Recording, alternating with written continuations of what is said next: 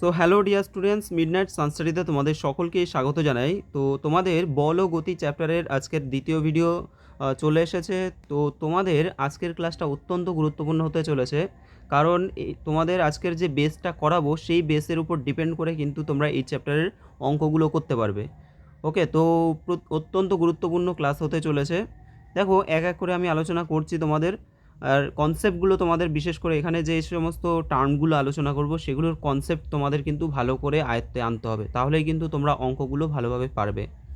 ওকে, তো প্রথমে হচ্ছে দূরত্ব বা ডিস্টেন্স।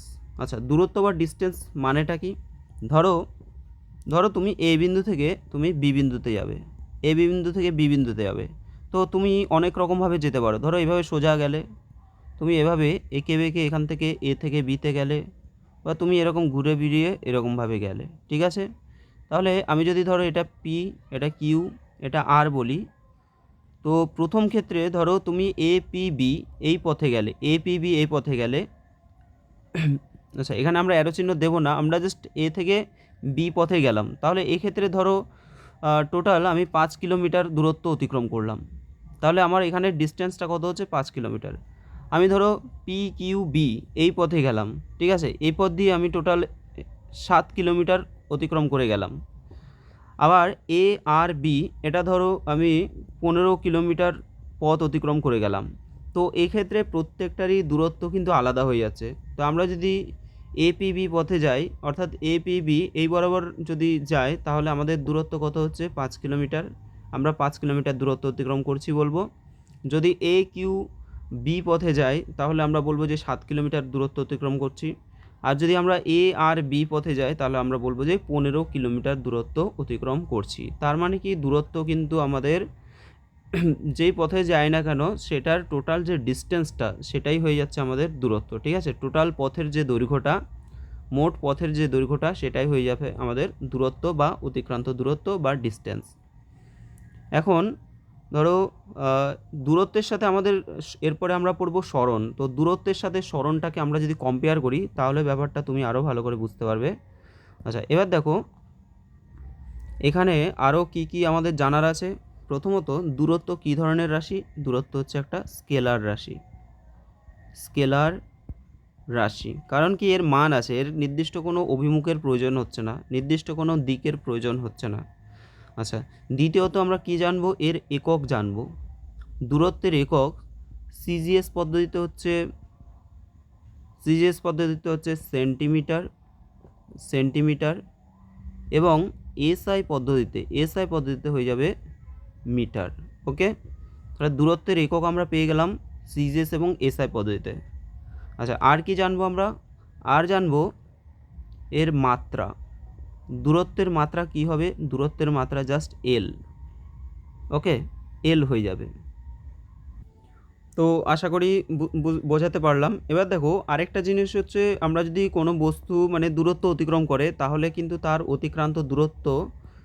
অতিক্রান্ত দূরত্ব কখনো শূন্য হয় না, ঠিক আছে? কখনো কিন্তু এটা শূন্য হবে না এর মান। যদি কোনো গতিশীল বস্তু হয়, ধরো এক জায়গা থেকে আরেক জায়গায় গেল, তাহলে সেক্ষেত্রে তার কিন্তু অতিক্রান্ত দূরত্ব থাকবে, ঠিক আছে? সেটা কিন্তু শূন্য হবে না।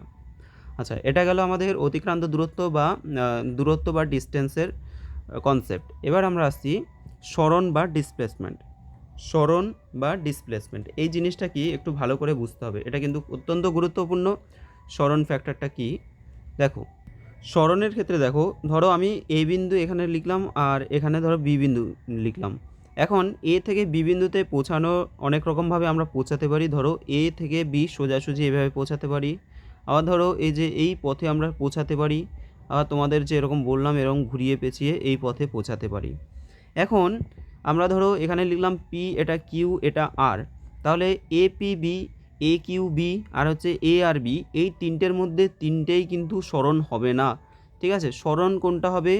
সরণ হবে এ আর বি এর মধ্যে সরলরৈখিক দূরত্বটা, মানে একদম স্মলেস্ট ডিস্টেন্স, সরলরৈখিক দূরত্ব যেটা, সেটাই কিন্তু এখানে সরণ হবে।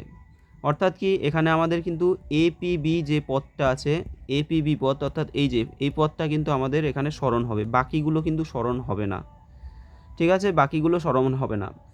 সরণ বের করার সঠিক নিয়ম কি? ধরো আমি বলছি যে আচ্ছা, আরও কিছু কনসেপ্ট আমরা নিয়ে নিই। ধরো এ বিন্দু থেকে আমি বি বিন্দুতে গেলাম, তারপর বি বিন্দু থেকে আমরা সি বিন্দুতে গেলাম। ওকে, তাহলে এ বিন্দু থেকে বি বিন্দুতে, বি বিন্দু থেকে সি বিন্দুতে গেলাম। তাহলে ধরো এ থেকে বি বিন্দুতে যে গেলাম এটা হচ্ছে 4 সেন্টিমিটার, আর বি থেকে সি এটা হচ্ছে ধরো 3 সেন্টিমিটার। তাহলে এই ক্ষেত্রে আমরা সরণ কি বলবো, যে আমার সরণ কতটুকু হলো। প্রথমত এই ক্ষেত্রে আমাদের অতিক্রান্ত দূরত্ব যদি আমি বলি যে আমি কতটা পথ অতিক্রম করেছি, অতিক্রান্ত দূরত্ব, তাহলে কি হবে, তাহলে দেখো এ থেকে বিতে গেলাম, আবার বি থেকে আমরা সিতে গেলাম, অর্থাৎ 4 কিলোমিটার 4 সেন্টিমিটার এবং 3 সেন্টিমিটার, টোটাল হচ্ছে 7 সেন্টিমিটার। ওকে, তাহলে আমি অতিক্রান্ত দূরত্ব আমি টোটাল কতটা ডিস্টেন্স অতিক্রম করেছি সেটা হয়ে যাবে 7 সেন্টিমিটার। ওকে, এবার দেখো, কিন্তু এটা হচ্ছে অতিক্রান্ত দূরত্ব, কিন্তু এখানে যখনই আমাদের সরণ বলবে তখন কিন্তু জিনিসটা পাল্টে যাবে। তো সরণটা কি, সরণ হচ্ছে তোমার প্রাথমিক অবস্থান কোথায় ছিল, এ বিন্দুতে। প্রাথমিক অবস্থান কোথায় ছিল, ধরো এ বিন্দুতে আমাদের প্রাথমিক অবস্থান, আর অন্তিম অবস্থান হচ্ছে সি বিন্দুতে। তাহলে এই প্রাথমিক এবং অন্তিম অবস্থান এই দুটোকে তুমি যোগ করে দাও, একটা সরলরেখা দ্বারা যুক্ত করো, তাহলে কি হচ্ছে এসি। তাহলে এসিটা হয়ে যাবে কিন্তু আমাদের সরণ।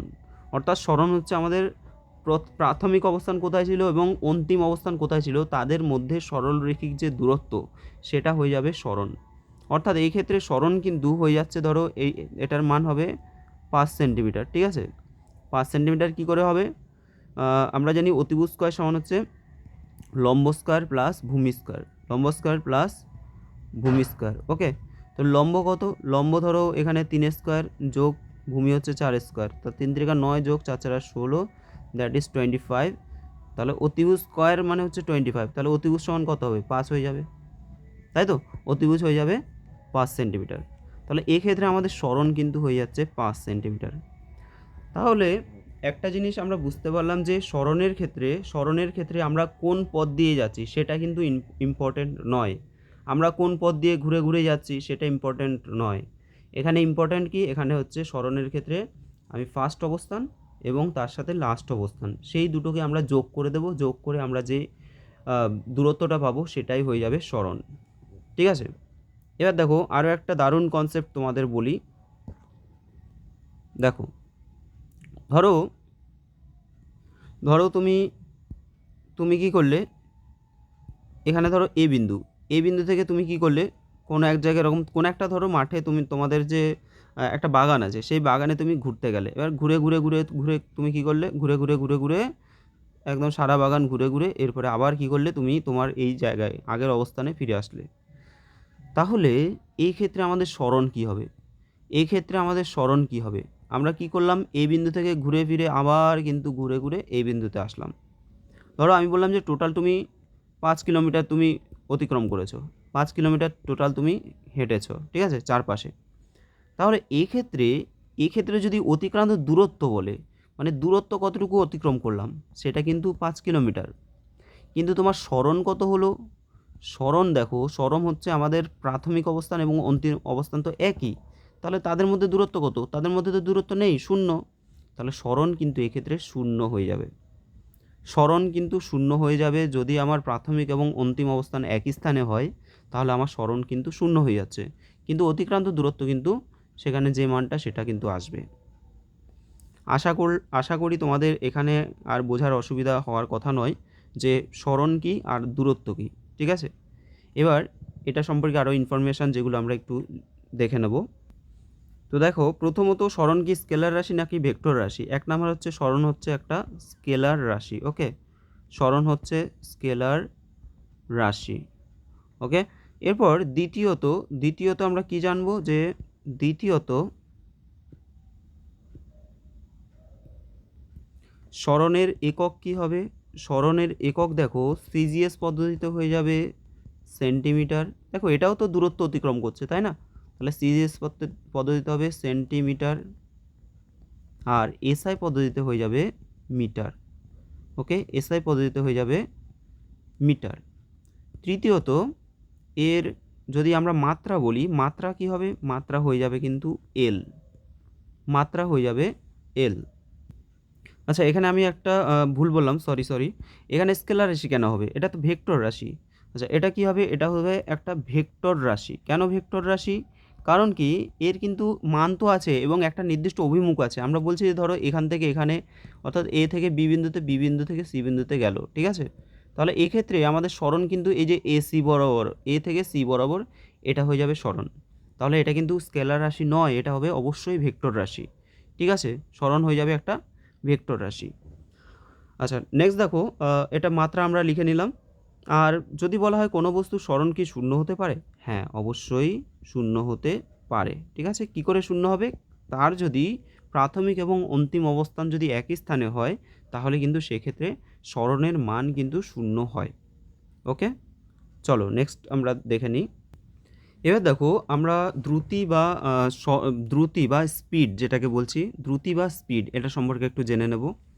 দ্রুতি বা স্পিড কি? দ্রুতি বা স্পিড হচ্ছে একটি কণা বা বস্তুর সময়ের সাপেক্ষে অবস্থান পরিবর্তনের হারকে বলা হচ্ছে দ্রুতি। ঠিক আছে?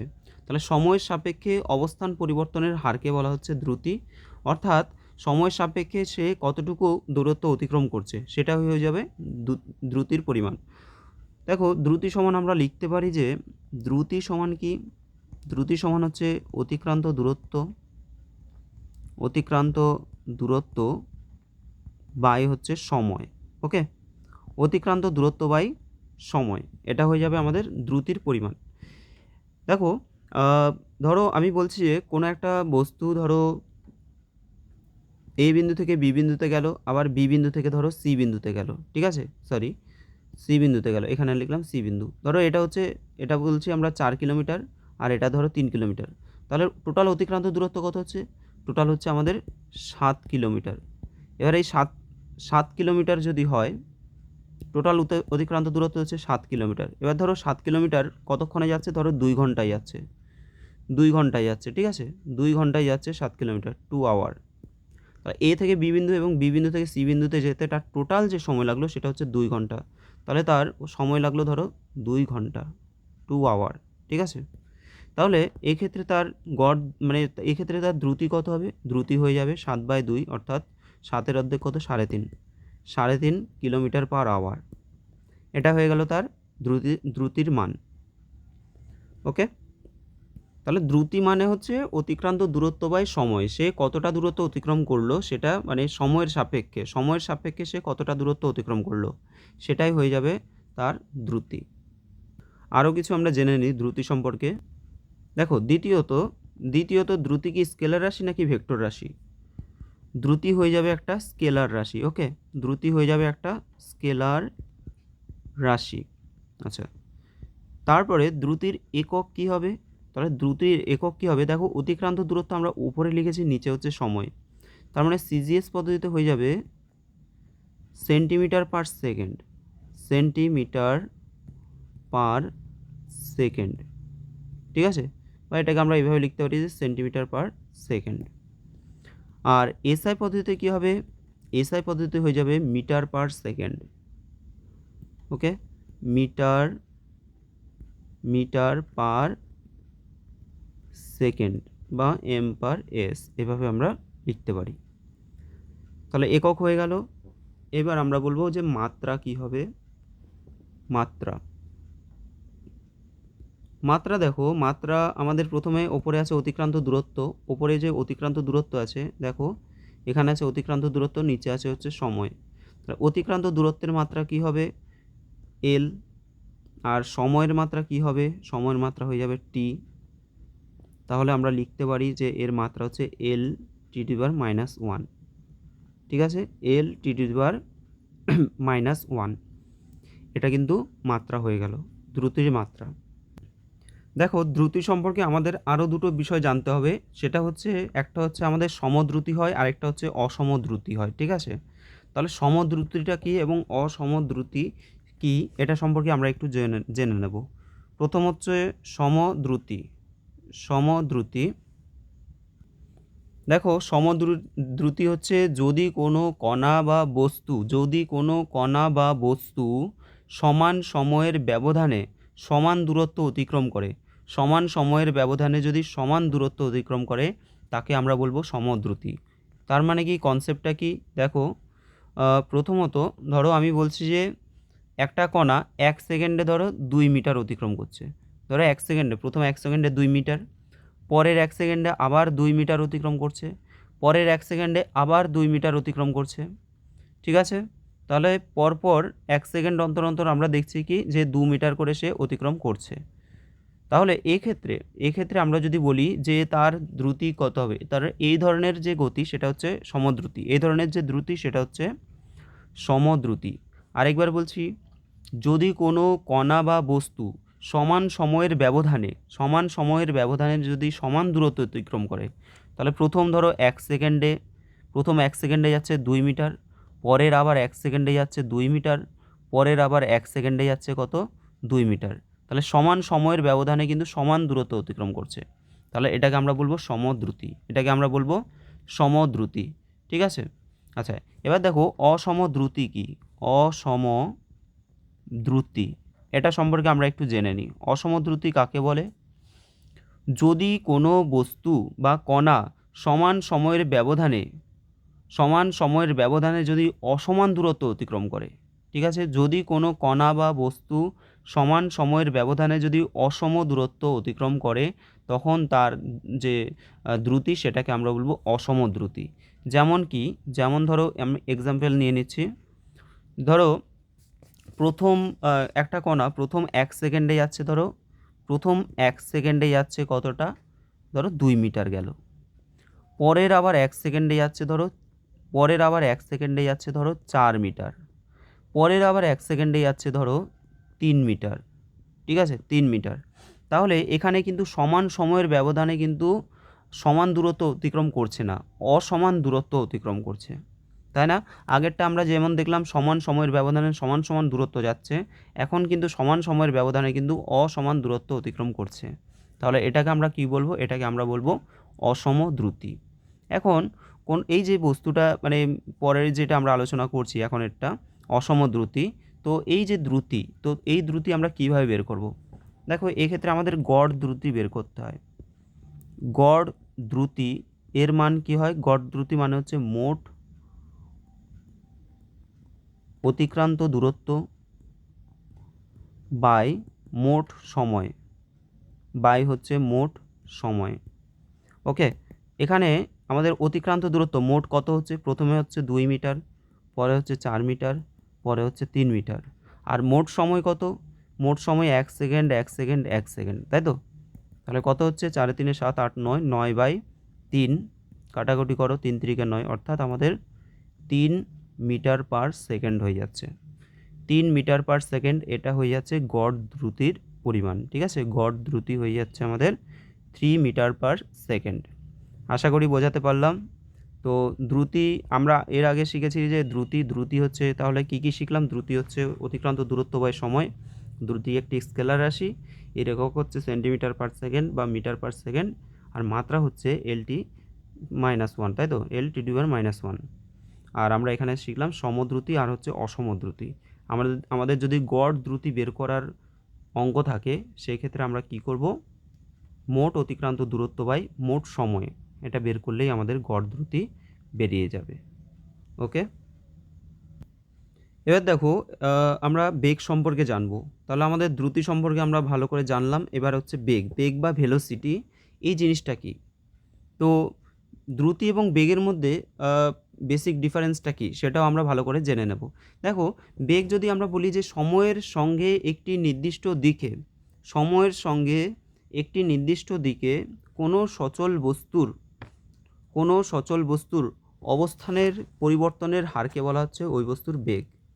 তাহলে আগেরটা আমরা বলেছিলাম যে সময়ের সঙ্গে কোনো সচল বস্তুর অবস্থার পরিবর্তনের হারকে বলছি, কিন্তু এখানে একটা জিনিস অ্যাড হয়ে গেল, সেটা হচ্ছে একটা নির্দিষ্ট দিকে।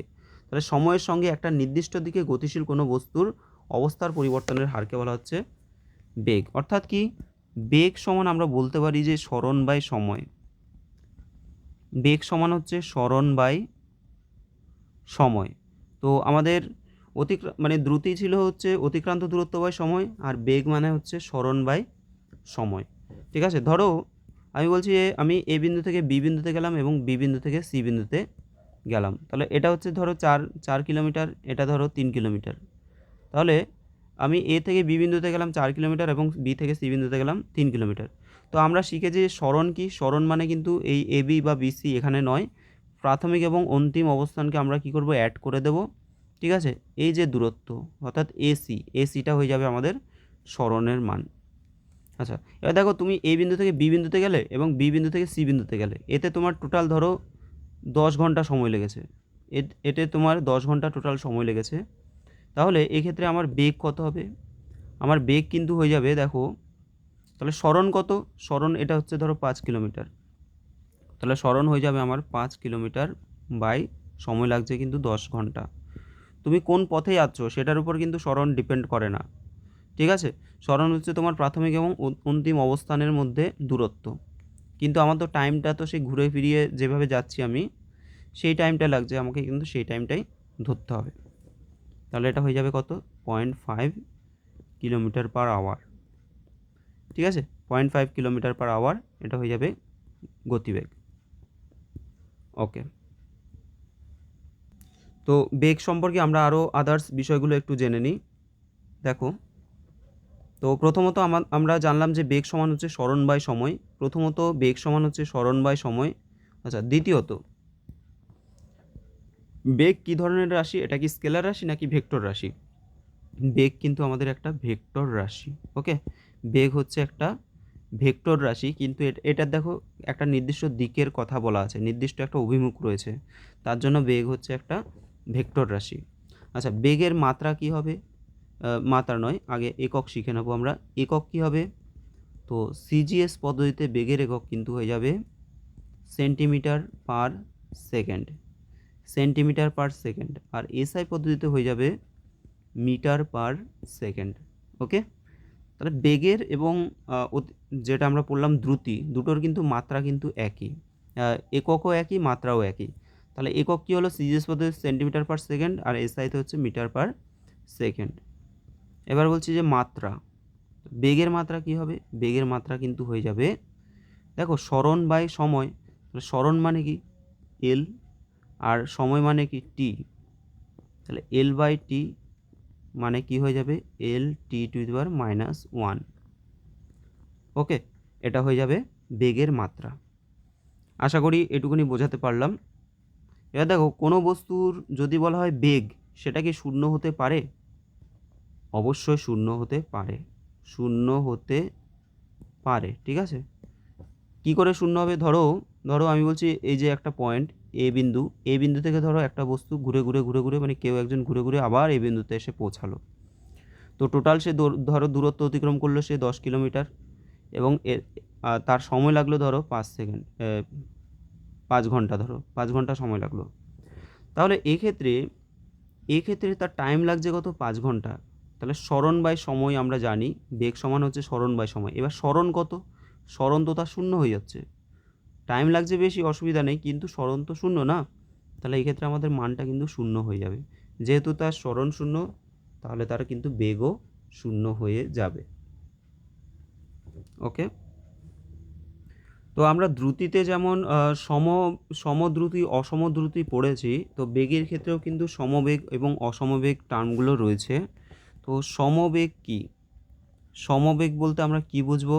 এটাও ঠিক একই রকম, যদি কোনো কণা বা বস্তু সমান সময়ের ব্যবধানে একই দিকে, ঠিক আছে, একই দিকে সমান দূরত্ব অতিক্রম করে, এখানে কিন্তু একই দিকে টার্মটা আমরা ইউজ করছি। ঠিক আছে, একই দিকে সমান দূরত্ব অতিক্রম করে, তবে সেই বস্তুটার বেগটাকে আমরা বলবো সমবেগ, সেই বস্তুটার বেগকে আমরা বলবো সমবেগ।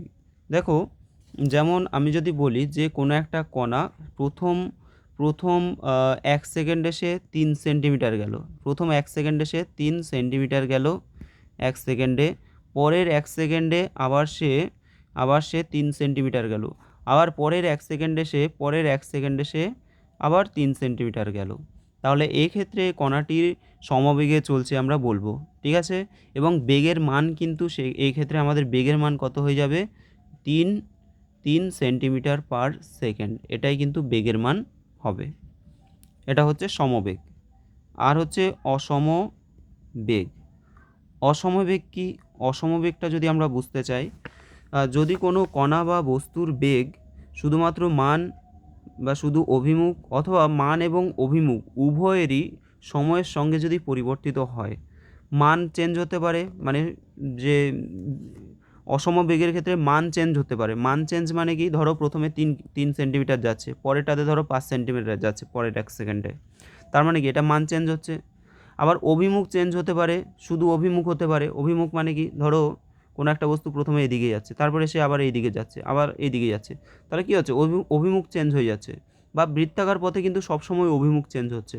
বৃত্তাকার পথে মানে ধরো এদিক, তারপর অভিমুখ কিন্তু বারবার করে অভিমুখ কিন্তু চেঞ্জ হচ্ছে। ওকে, তো বৃত্তাকার পথে কিন্তু এটা সবসময় অসমবেগ হবে। বৃত্তাকার পথে কেউ যদি ভ্রমণ করে সেটা সবসময় কিন্তু অসমবেগ হবে, কারণ এক্ষেত্রে প্রতি মুহূর্তে কিন্তু অভিমুখ চেঞ্জ হচ্ছে। তাহলে অসমবেগের ক্ষেত্রে কি বলছি, যদি কোনো বস্তু বা কণা বেগের মান বা শুধু অভিমুখ, শুধু মান হতে পারে, শুধু অভিমুখ হতে পারে, বা মান এবং অভিমুখ উভয় যদি সময়ের সঙ্গে সঙ্গে পরিবর্তিত হয়, তবে সেই কণার বা সেই বস্তুটির বেগকে আমরা বলবো অসমবেগ। ঠিক আছে, তাকে আমরা বলবো অসমবেগ। তাহলে এক্ষেত্রে যদি আমরা বেগের মান বের করতে চাই, তাহলে বেগ সমান কী হবে, বেগ সমান কিন্তু আমাদের যে ফর্মুলাটা আমরা শিখেছি, যে অতিক্রান্ত দূরত্ব বাই বেগ সমান আমরা কি শিখেছি, বেগ সমান হচ্ছে সরণ বাই সময়। ঠিক আছে, গড় বেগ সমান কি হবে, গড় বেগ সমান কিন্তু সেই মোট সরণ বাই মোট সময় হবে। মোট সরণ বাই মোট সময় করতে হবে আমাদের। ঠিক আছে, তো তোমাদের অলরেডি আমি এক্সাম্পল দিয়ে বুঝিয়ে দিলাম। আবার আমরা সরণ যদি শূন্য হয়, সেই ক্ষেত্রে আমরা দেখলাম যে বেগও কিন্তু শূন্য হয়ে যাচ্ছে, বেগও কিন্তু শূন্য হয়ে যাচ্ছে। ওকে, আশা করি এইটুকুনি বোঝাতে পারলাম। এইবার আমাদের এই চ্যাপ্টারের মোস্ট ইম্পর্ট্যান্ট একটা প্রশ্ন, সেটা হচ্ছে দ্রুতি এবং বেগের মধ্যে পার্থক্য কী। মোস্ট ইম্পর্ট্যান্ট, দ্রুতি এবং বেগের মধ্যে পার্থক্য কী। ধরো আমি এখানে লিখলাম দ্রুতি আর এখানে লিখলাম বেগ। প্রথম যে পার্থক্যটা আমাদের চলে আসবে, তাহলে প্রথম পার্থক্যে দেখো, দ্রুতি এবং বেগের প্রথম পার্থক্য হচ্ছে কোনো বস্তু একক সময়ে যে দূরত্ব অতিক্রম করছে তাই হলো বস্তুটির দ্রুতি। কোনো একটা বস্তু সেটা একক সময়ে যে দূরত্ব অতিক্রম করছে সেটা হচ্ছে তার দ্রুতি। আর একক সময়ে কোনো গতিশীল বস্তুর সরণের মান হচ্ছে তার বেগ। তাহলে একক সময়ে কোনো গতিশীল বস্তুর সরণ, তাই তো। তো আমরা দ্রুতি মানে কি জানি, যে অতিক্রান্ত দূরত্ব বাই সময়, আর বেগ মানে হচ্ছে সরণ বাই সময়। এবার দেখো, দ্রুতির মান আছে কিন্তু অভিমুখ নেই, তাহলে কি হবে, দ্রুতির মান আছে কিন্তু অভিমুখ নেই, তাহলে অভিমুখ যদি না থাকে, অভিমুখ নেই, তার জন্য দ্রুতি কি, দ্রুতি হচ্ছে স্কেলার রাশি। তাই এটি একটি স্কেলার রাশি। ওকে, আর বেগের ক্ষেত্রে কি হবে, বেগের কিন্তু মান এবং অভিমুখ দুই আছে, তাই হচ্ছে বেগ হচ্ছে একটা ভেক্টর রাশি। তোমরা লিখে নেবে, বেগের মান এবং অভিমুখ দুই আছে, তাই বেগ হচ্ছে একটি ভেক্টর রাশি। হলো, তারপরে দেখো 3 নম্বর পার্থক্য কী হবে, কোনো গতিশীল বস্তুর গড় দ্রুতি কি শূন্য হতে পারে।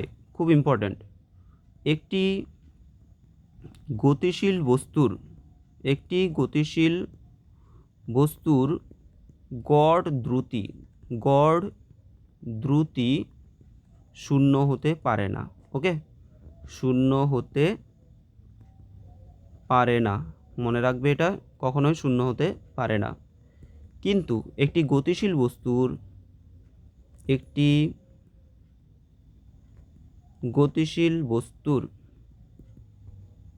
গড় বেগ শূন্য হতে পারে। ওকে, শূন্য হতে পারে। আচ্ছা, এটা হলো 3 নম্বর পার্থক্য। 4 নম্বর হচ্ছে সমদ্রুতি সম্পন্ন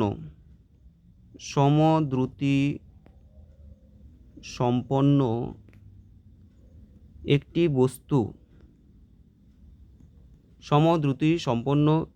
বস্তু সমবেগ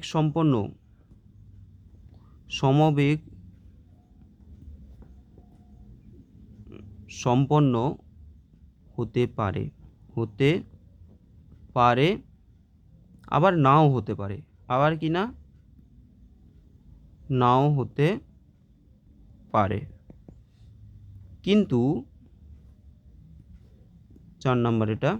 বেগের ক্ষেত্রে সমবেগ সম্পন্ন একটি বস্তু সমদ্রুতি সম্পন্ন হবেই, ঠিক আছে? সমদ্রুতি সম্পন্ন হবেই হবে, এটা মনে রাখবে। তো তোমাদের আজকে আমি এইটুকুনি রাখছি। তো দ্রুতি এবং বেগের মধ্যে পার্থক্য। তাহলে আমরা আজকে কি পড়লাম যে প্রথমত অতিক্রান্ত দূরত্ব, তারপর হচ্ছে দ্রুতি, অতিক্রান্ত দূরত্বের পরে সরণ, সরণের পরে আমরা পড়লাম দ্রুতি এবং বেগ। এই 4টে সম্পর্কে জানলাম। আবার দ্রুতির মধ্যে আমরা দেখলাম যে সমদ্রুতি, অসমদ্রুতি, বেগের মধ্যে বেগ, অসমবেগ, ঠিক আছে? এবং কিভাবে আমরা বেগের মান বের করব, কিভাবে দ্রুতির মান বের করব, সে সম্পর্কে আমরা জানলাম এবং এদের মধ্যে পার্থক্য কী আছে সেটা আমরা জেনে নিলাম। পরের ক্লাসে আমরা ত্বরণ এবং মন্দন সেগুলো সম্পর্কে পড়ব এবং কিছু অঙ্ক রয়েছে, তোমাদের বেশ কিছু অঙ্ক কিন্তু এখান থেকে থাকে। আর তাছাড়াও এরপরে আমাদের সূত্রগুলো রয়েছে, ঠিক আছে? বিভিন্ন যে সূত্রগুলো সেগুলো আমরা নিয়ে আলোচনা করব। চলো আজকের জন্য এখানেই, দেখা হচ্ছে তোমাদের সাথে পরের ভিডিওতে।